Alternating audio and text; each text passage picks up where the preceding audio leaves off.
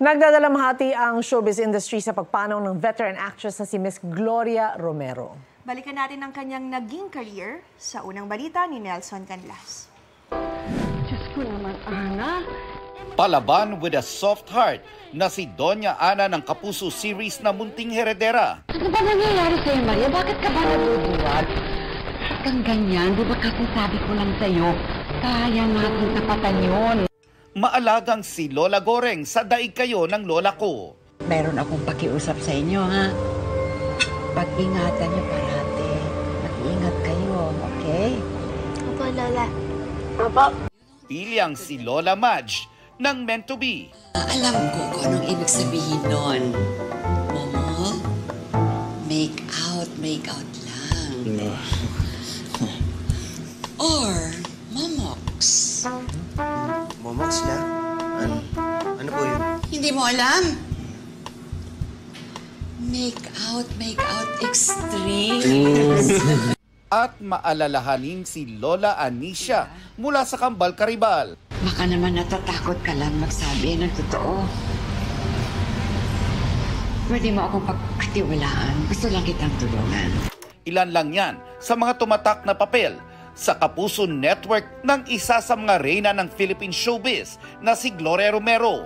Mga katangian na mga karakter niyang di nalalayo sa kanyang pagiging isang mapagmahal na kaibigan, asawa at ina. Pagmamahal na mananatiling buhay sa puso ng mga malapit sa kanya. Sa isang post, kinumpirma ng kanyang nag-iisang anak na si Marites Gutierrez ang pagpanaw ni Romero o Gloria Ann Galia Gutierrez sa edad na 71. Sa kanyang mahigit 7 dekadang karera, ipinamalas ng veteranang aktres ang di matatawarang pagmamahal sa sining. Ang determinasyon niyang mangarap I'm going to be in the movies. I'm going to be a movie star.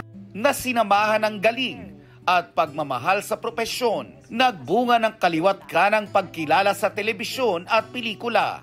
Minsan nagbabakal ako, pasensya na kayo sa lola, matanda ang role ko dito. Malaking puwang ang kanyang iiwan sa industriya.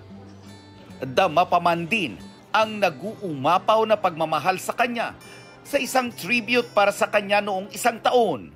Masaya ako. Lahat ng mga kaibigan ko nandito lahat. Tingnan mo naman, oh. Napakabait nila. Salamat. Ang ilan sa kanyang mga nakatrabaho, nagpahatid ng kani-kanilang mensahe ng pagmamahal. Just be loving, be forgiving.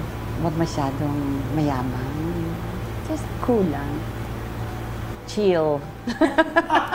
Nawala man ang isa sa mga haligi ng Philippine showbiz, mananatiling buhay na pamana ang alaala at sining ng nag-iisang Gloria Romero.